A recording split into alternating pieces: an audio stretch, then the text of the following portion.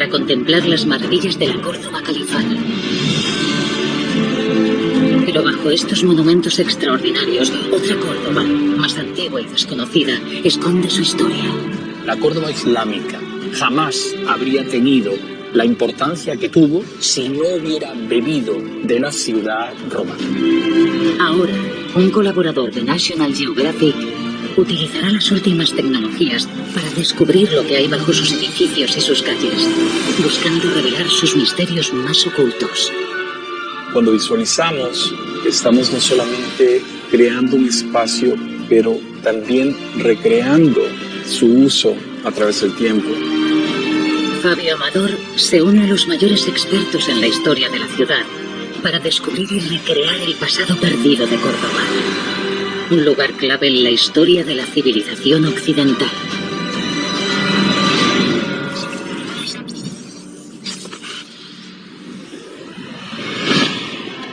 Fabio Amador no es solo un arqueólogo, es un viajero del tiempo. Trabajando para National Geographic, ha explorado algunos de los yacimientos arqueológicos más importantes de Mesoamérica. Las pirámides de Teotihuacán, los yacimientos mayas de la península de Yucatán y muchos otros importantes complejos arqueológicos. Ahora Fabio Amador ha llegado a Córdoba para aplicar las últimas tecnologías de georradar, LIDAR y escaneo en 3D. Y se unirá a historiadores y arqueólogos que trabajan sobre el terreno para resucitar visualmente una ciudad escondida con más de 2000 años de existencia.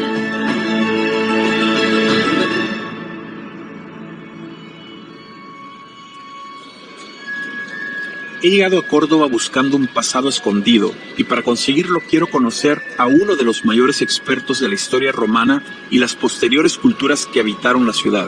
Hola, ¿qué tal? ¿Cómo estás? Buenos días. Qué gusto verte. Desiderio Vaquerizo es catedrático de arqueología en la Universidad de Córdoba y para mi sorpresa decide mostrarme un antiguo sistema de alcantarillado, pero no uno cualquiera.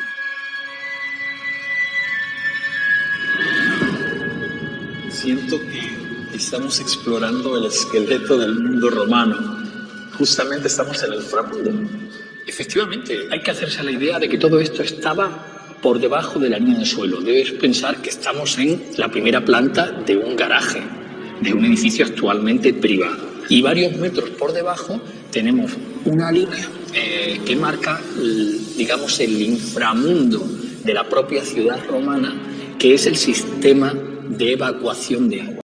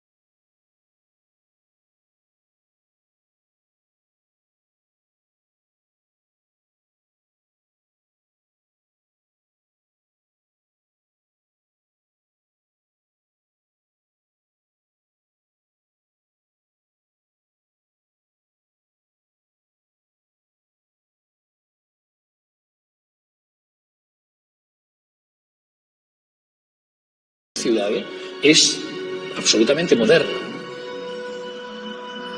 Tras mostrarme la cloaca, Desiderio me guía hasta el lugar que alimentaba este sistema de drenaje. Una excavación en la que trabaja ahora y donde estuvo uno de los grandes monumentos de esta ciudad. Estamos extramuros de la ciudad romana ante los restos excavados del anfiteatro de la colonia. ¿Y qué dimensión tiene esto? Pues mira, lo que tenemos aquí es una pequeñísima parte de un edificio verdaderamente colosal, cuyas dimensiones exactas no conocemos, pero que probablemente se encontró entre los más grandes de la época y debió superar con mucho los 150 metros de eje mayor. ¿Y los eventos que se recreaban en este teatro o anfiteatro, cuáles eran? ¿Cómo lo podemos saber? El anfiteatro en Roma tuvo una función muy clara. Era el edificio destinado a los espectáculos de sangre.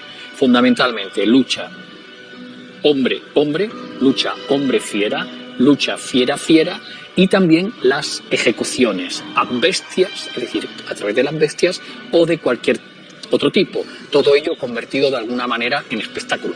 El gran edificio fue integrado en una reurbanización de la zona que se acompañó de la construcción de una gran avenida de 16 metros de anchura con doble pórtico y triple cloaca que permitía de alguna manera la distribución del enorme volumen de público que acogería un edificio de estas características y traerlo y devolverlo a la ciudad. Córdoba fue en gran medida un reflejo de Roma. Sus gobernantes imitaban y a veces superaban en esplendor a la capital del imperio. Su religión, costumbres y modo de vida eran similares a los de otras grandes ciudades romanas. Mi misión es resolver misterios del pasado y para ello necesito conocer la fisionomía de la ciudad y cómo vivían y morían los habitantes de la Córdoba romana. Para conseguirlo he quedado con Ana Ruiz, arqueóloga especializada en temas mortuorios de esa época. Desde la promulgación de la primera ley que se conoce para Roma en el siglo V a.C., la conocida como Ley de las 12 Tablas, existe una obligación de enterrar siempre, ya fuera inhumación o cremación, fuera de la ciudad. Estaba completamente prohibido enterrar intramuros. Las enfermedades transmitidas por los cadáveres y el olor de la descomposición eran las razones que llevaban a las autoridades romanas a prohibir los enterramientos intramuros. De tal manera que la muralla se convertía en una frontera entre la ciudad de los vivos, que quedaba dentro, y la ciudad de los muertos, que quedaba fuera. Solamente determinados personajes, como los emperadores, podían tener el privilegio de enterrarse en el interior de la ciudad. Fabio Amador ha llegado a Córdoba en un momento clave para las investigaciones arqueológicas. Aunque los historiadores llevan trabajando muchos años en esta ciudad, los últimos 30 han sido los más fructíferos. Por un lado ha aumentado el número de investigaciones y por el otro el auge inmobiliario ha permitido hallazgos inesperados. Todo esto ha cambiado por completo la imagen que se tenía del urbanismo de Córdoba. El anfiteatro, las redes de saneamiento, las costumbres lúdicas y la relación con la muerte de los cordobeses romanos me hacen replantearme la historia de la ciudad. Su cara más popular muestra a la cultura musulmana como su gran referente, pero estoy descubriendo algo inesperado. La ciudad romana de Córdoba tenía una estructura urbana muy cuidada y llena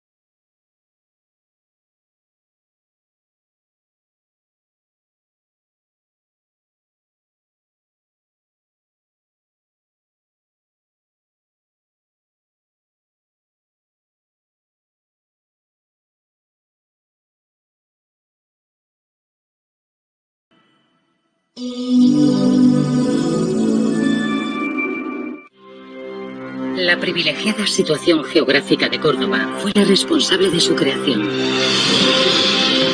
La ciudad se levanta sobre la fértil vega del río Guadalquivir y al pie de una sierra, antaño plagada de ricos metales como el cobre, el oro y la plata. El río servía de comunicación con el mar. Los metales de la sierra alimentaban industrias y comercios, y la abundancia de agua permitía grandes extensiones de cultivo. Pero, aunque el primer núcleo poblacional se remonta 5.000 años atrás, no fue hasta el siglo I, convertida en colonia patricia romana, cuando Córdoba alcanzó una relevancia y esplendor que marcarían para siempre su historia. Tras varios días investigando lo que se esconde en la ciudad, ahora quiero comprobar que, sin Roma, es imposible entender la Córdoba moderna. Desiderio me ha citado en la Facultad de Letras. Quiere mostrarme uno de sus más importantes descubrimientos. En la imagen puedes ver una infografía global de la ciudad de Córdoba. Tenemos a oriente el circo, con esa gran escenografía que preside el templo romano. En el centro de la ciudad, el foro colonial, el Forum Adviento.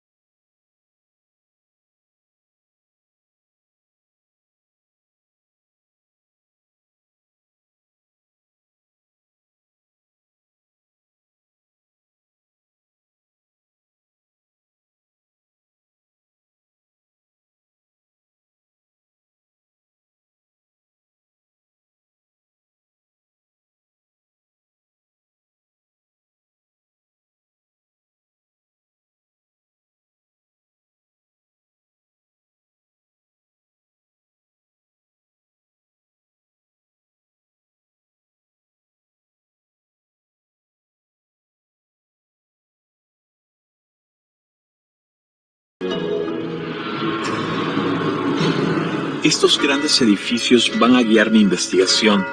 Gracias a Desiderio, he conocido la disposición de los ejes de la ciudad y la división marcada para diferenciar los espacios de los vivos y los muertos. Pero, ¿podré encontrar más restos de los grandes edificios de la Córdoba romana? Para ello, voy al encuentro de María Dolores Baena, directora del Museo Arqueológico de Córdoba, un museo que esconde en su subsuelo parte de lo que ando buscando. Lo que atrae del museo es que es imagen de la propia ciudad, es donde se ve toda esa mezcla de cultura, donde se ven todos los elementos que forman parte de la ciudad. A través del museo podemos explicar la historia, la vida, las costumbres, por qué hoy somos como somos.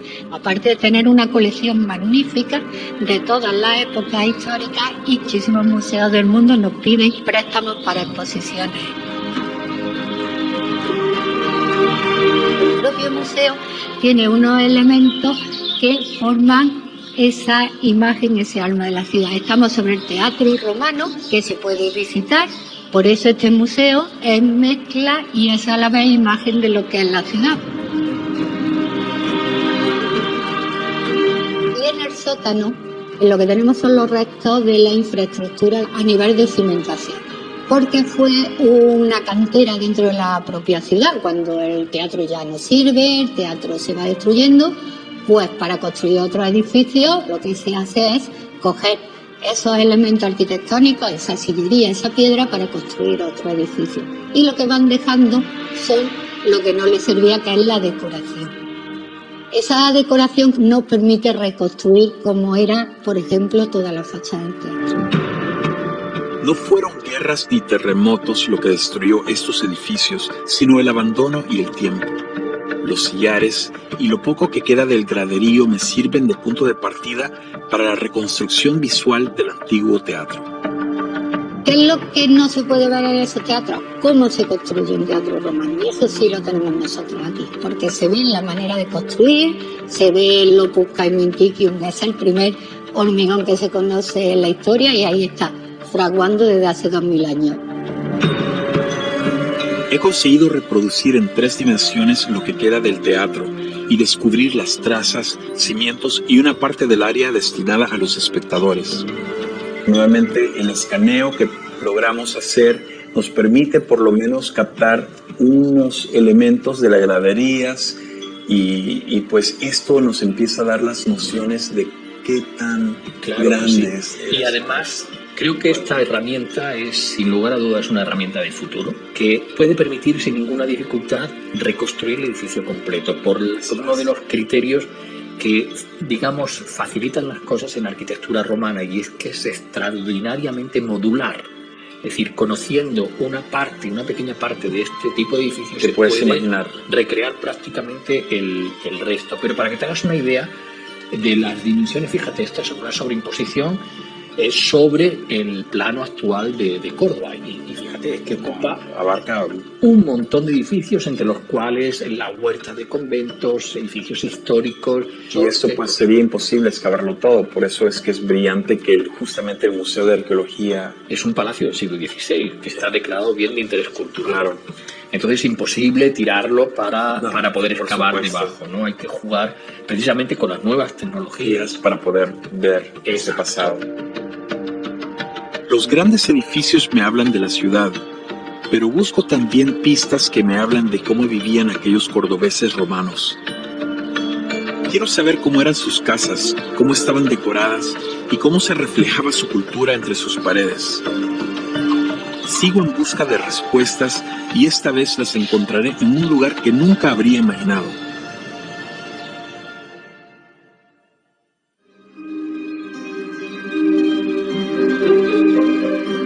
Siguiendo las indicaciones de María Dolores Baena, he llegado al Palacio del Bailío, un palacio en el centro de la ciudad convertido en hotel. Aquí he quedado con Carlos Castejón, antiguo dueño del edificio, para descubrir cómo un palacio del siglo XVI escondía, como tantos otros edificios cordobeses, una sorpresa bajo el suelo.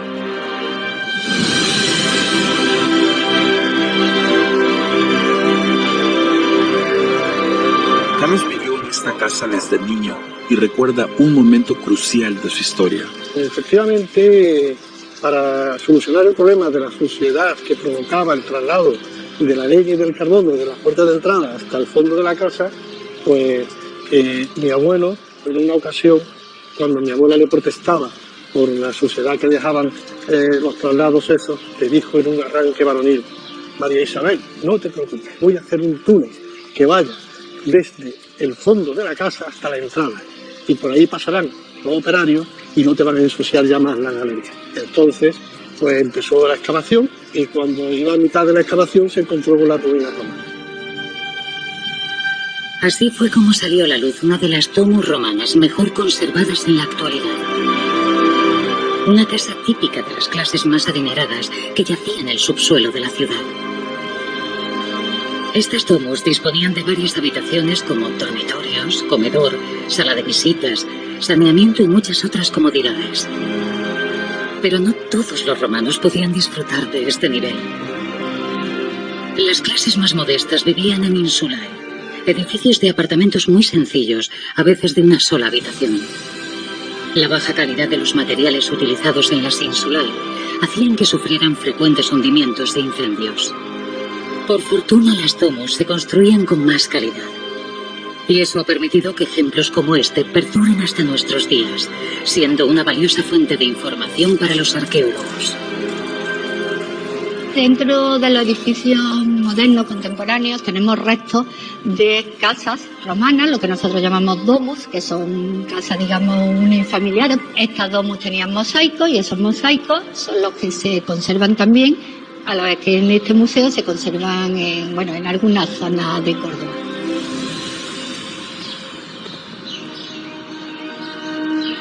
Estos mosaicos pueden ayudarme a entender mejor cómo vivía la gente de la ciudad. Para saber más sobre ellos, he quedado con Luz Neira, arqueóloga experta en mosaicos romanos, y en el Alcázar de los Reyes Cristianos, donde se guarda una colección de mosaicos rescatados bajo la Plaza de la Corredera. Los mosaicos son fuente fundamental de estudio para reconstruir la historia del Imperio Romano. Y en particular la historia de las élites, porque los mosaicos se conservan en el emplazamiento original para el que fueron destinados. Esto es algo fundamental porque en otros soportes de la antigüedad han sido móviles, han sido trasladados. En cambio, la desgracia de la ruina hace que techumbres y paredes hagan de elemento protector de los mosaicos, de tal modo que nos los encontramos, insisto, en su emplazamiento originario. Y ese emplazamiento, lógicamente, cuando hablamos de mosaicos como este, mosaicos en opus tessellatum, está ligado a la esfera doméstica, a las grandes domus de una ciudad como Córdoba, Colonia Patricia, o a las residencias de vila en el campo. Los romanos eran muy supersticiosos, especialmente con aquellos temas relacionados con la muerte. Símbolos mágicos, tablillas con juramentos o maldiciones en los epitafios fúnebres que acompañaban a los muertos eran muy frecuentes, y esa protección se extendía al interior de las casas. Hay numerosos elementos que figuran en los pavimentos como reflejo de esas creencias de los romanos que tenían pavor a lo que podía suponer los malos espíritus, el mal de ojo, y por eso se protegían con este tipo de símbolos. Quien piense que es un motivo decorativo, sin más, cae en un tremendo equívoco, porque en realidad lo que está poniendo la cabeza de Medusa es protección para las salas y sobre todo porque ahuyenta los malos espíritus. Los dibujos de los mosaicos me permiten entender parte de la historia de la Córdoba romana, un legado que, por lo que voy viendo en esta maravillosa ciudad, sigue vivo. Desde la torre del Alcázar, las caballerizas reales me van a poner en la pista de otro de los elementos que más marcaron la vida de los romanos y que más valoraron todos sus ciudadanos.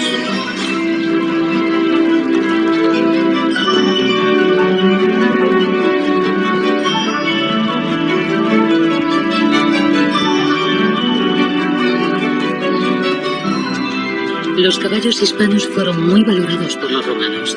Eran su medio de transporte, una herramienta de trabajo y un símbolo de clase social. En el extremo oriental del Decumano Máximo se levantaba el espectacular Circo de Córdoba. Allí los romanos celebraban carreras de caballos, que al igual que los juegos gladiatorios, levantaban pasiones. Los jinetes eran adorados de la misma forma que hoy en día se adora a muchas estrellas del deporte.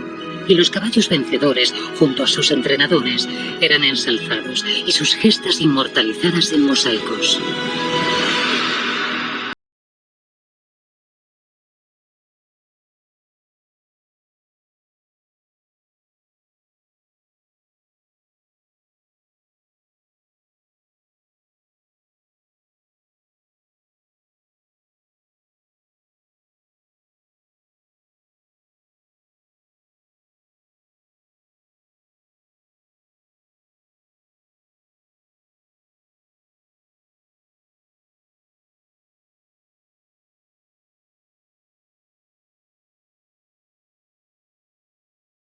Tan magníficos como el que tengo delante.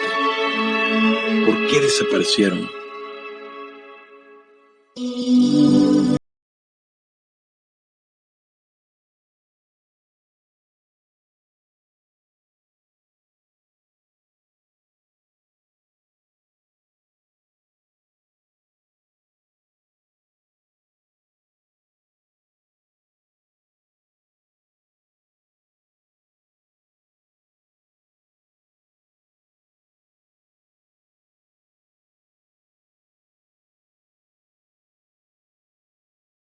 Romanos está lo que nosotros llamamos la tardoantigüedad, que son los visigodos, porque ahora se está estudiando que tienen mucha influencia en lo que va a ser la Córdoba andalusí, la Córdoba islámica.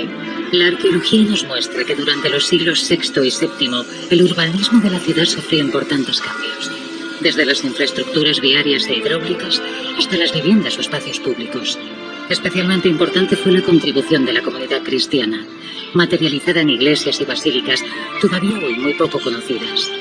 La Córdoba islámica tomó el relevo y, apoyándose en los cimientos romanos, llevó la ciudad de nuevo a una posición destacada entre las metrópolis más importantes del mundo. La mezquita catedral es el principal emblema de Córdoba, el esplendor del califato de los omeyas, iniciado con la llegada de Abderramán I.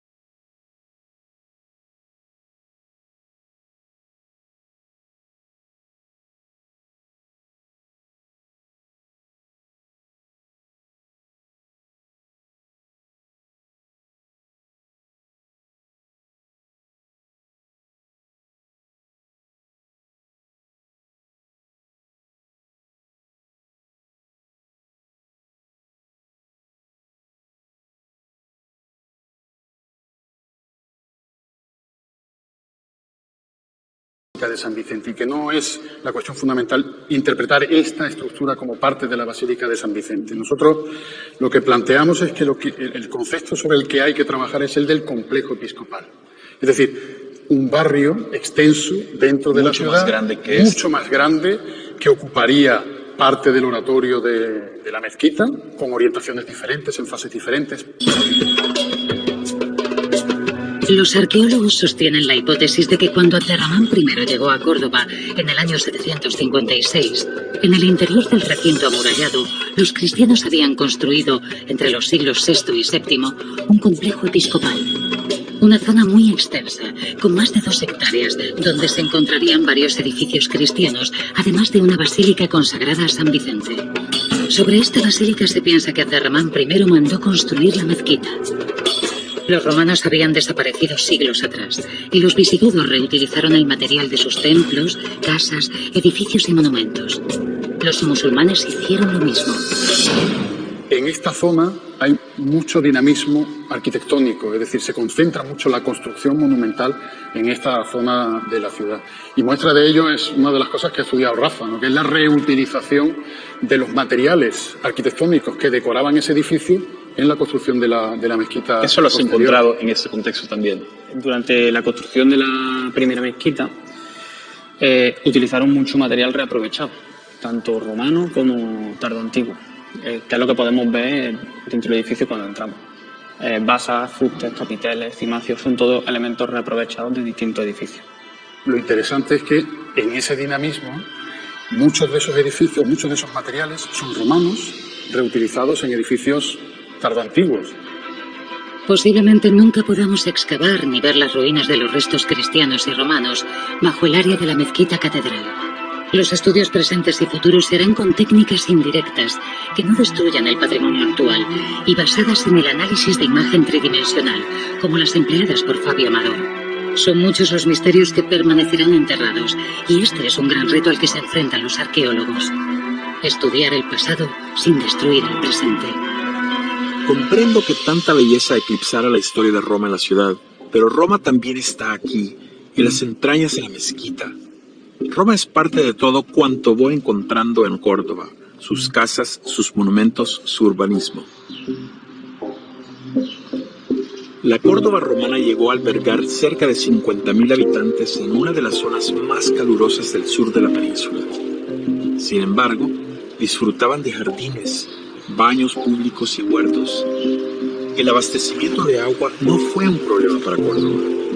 Mi siguiente paso me permitirá descubrir la precisa y asombrosa ingeniería hidráulica romana.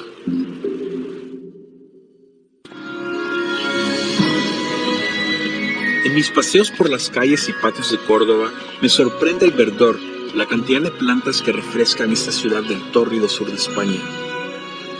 Quiero saber de dónde sale tanta agua y cómo llega a cada rincón de la ciudad. A pesar de lo que muchos imaginan, Córdoba es una región muy rica en agua. El río Guadalquivir siempre fue el medio de comunicación con el mar, pero el agua para cultivos y usos domésticos también llegaba, y llega aún hoy, de la rica capa freática del subsuelo. Los romanos fueron pioneros y especialistas en sacarle provecho, con tecnología muy avanzada para su época.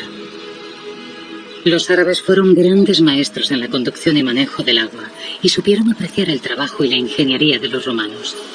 Pozos, aljibes y acueductos se reutilizaron para llevar agua a los palacios y regar jardines, como el que tuvo que adornar la mezquita y el antiguo alcázar. En época romana, esos acueductos surtían grandes cisternas que distribuían el agua por toda la ciudad, bien a fuentes públicas donde podía la gente acceder, o bien a casas determinadas donde tenían su propio abastecimiento. En época islámica son fuentes, son pozos, y los acueductos romanos lo que están surtiendo en época islámica son a los grandes edificios como puede ser la mezquita u otro, el alcázar califal o otros de esa entidad. Entro en un aparcamiento bajo la estación de autobuses de la ciudad, donde están los restos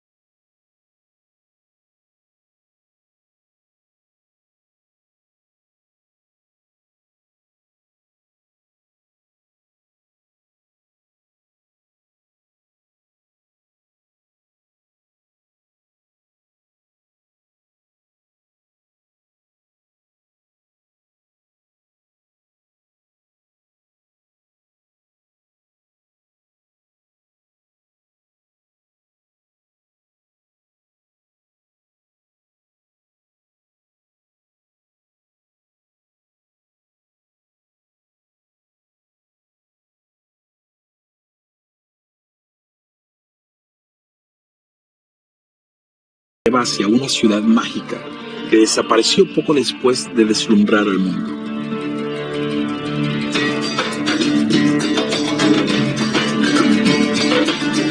Medina Zahara fue la culminación de la Córdoba califal. Competía en importancia y belleza con Damasco, Estambul y El Cairo. Fundada entre los años 936 y 940 en las faldas de la Sierra Cordobesa, a 8 kilómetros de la ciudad, fue sede de la administración del Estado y residencia oficial de Aterramán III, quien la mandó construir. Una de las más hermosas ciudades construida en época musulmana en la península, bebía de las aguas de un antiguo acueducto romano y de los pozos perforados.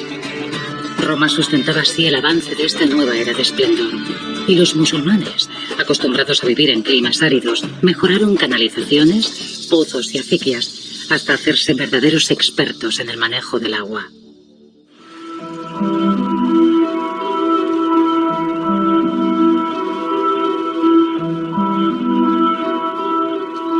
Usando el escáner láser y la novedosa tecnología Gigapan, voy a reconstruir lo que debió ser el esplendor de estos salones. Gigapan es un proceso robotizado que permite obtener fotos de altísima calidad, hasta en el mínimo detalle.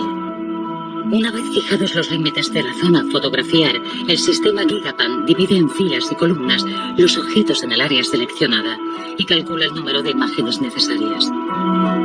Luego el brazo robotizado hace el resto y un programa informático une los cientos de fotografías tomadas en una sola de altísima calidad. Las ruinas que me rodean son apenas un esbozo de la ciudad perdida que se esconde bajo mis pies. Quiero conocer cómo fue esta ciudad y qué esfuerzos se hacen actualmente para recuperar ese esplendor del que me hablan los textos históricos.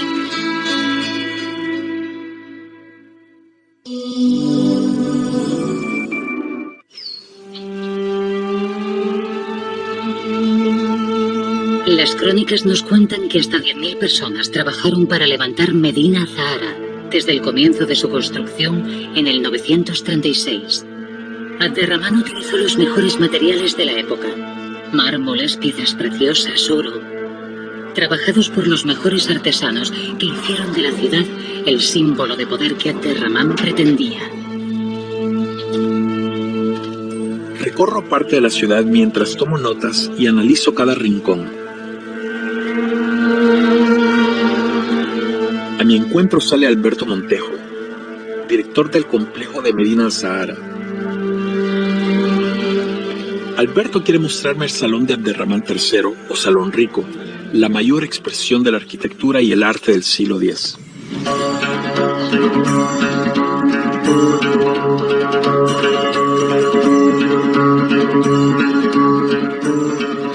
Lo primero que ve el que visita Medina Azahara, y sobre todo el Salón Rico, es poder. Es decir, para poder hacer esto, la persona que se sienta allí detrás, que es el califa, lo que está mostrando es un mensaje de que es la persona más poderosa de la península ibérica, ¿no? o del Mediterráneo occidental. Y dependiendo de tu nivel cultural vas a entender lo que hay puesto en la pared, porque tiene un mensaje muy claro. La estructura del salón está configurada en 3 niveles: una parte terrenal, que es la zona de la vegetación, de la decoración vegetal; otra zona de enmarque, que son los arcos; y una zona astral con elementos cósmicos astrales en la parte superior. Lo que estamos viendo en el salón es que es un salón celeste, una representación del cosmos que envuelve a la persona que es la representante de Dios en la tierra, que se sienta aquí dentro. Inundando el suelo de Salón Rico se extiende un enorme puzzle del que no existe un modelo que seguir para montarlo. Hemos calculado que de estos fragmentos de ataurique, que son elementos decorativos con los que se reviste la pared, que contamos entre 500.000 y 1 millón de fragmentos. Solo en la última operación de la reposición en la fachada y en la contrafachada hemos estado trabajando con más de 5.000 fragmentos. Hay recogido unos 25.000. Pero el trabajo es muy, muy arduo, porque de las grandes excavaciones que se efectuaron en los años 40, en los años 50, aparecieron miles de estos fragmentos. Están todavía dispuestos en zonas que están cerradas a la visita, pero dispersos por el yacimiento. Y tenemos el encargo, pues de recogerlos, porque se están deteriorando, y trasladarlos al museo que se creó hace 10 años.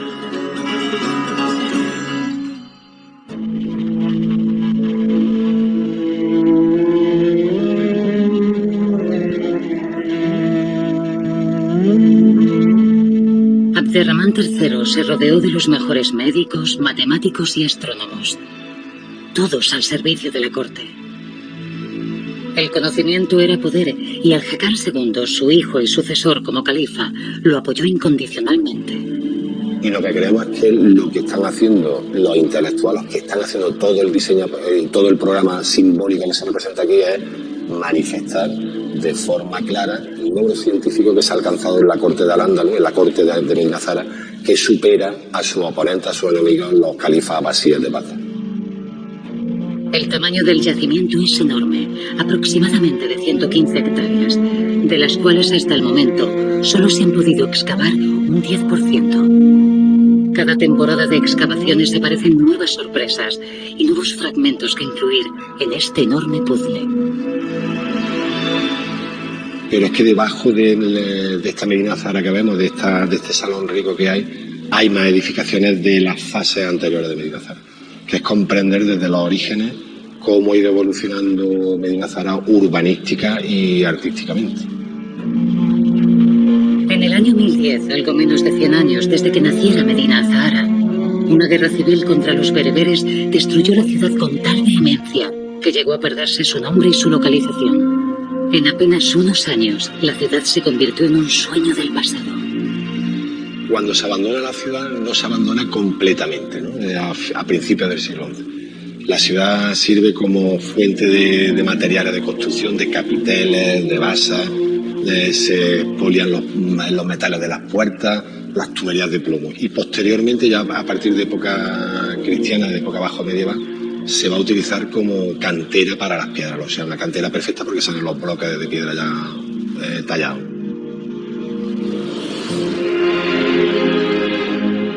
Medina Azahara sigue viva y nos sorprende constantemente. Un equipo de investigadores de la Universidad Autónoma de Madrid, el Instituto Arqueológico Alemán y el propio Alberto acaba de realizar un descubrimiento muy esperado: la entrada oriental a la Plaza de Armas de la ciudad. La puerta de acceso, de 4 metros de ancho, se perdió cuando la ciudad fue pasto de las llamas en el año 1010. Ahora, los arqueólogos han hallado los restos de ese derrumbe: bisagras, clavos, adornos y tejas. Apenas una semana después de las primeras excavaciones, el acceso a este espacio comenzó a surgir de la tierra. De unas dimensiones similares a la Plaza Mayor de Madrid, el lugar donde el califa recibía embajadas está volviendo de un pasado de esplendor, violencia y olvido.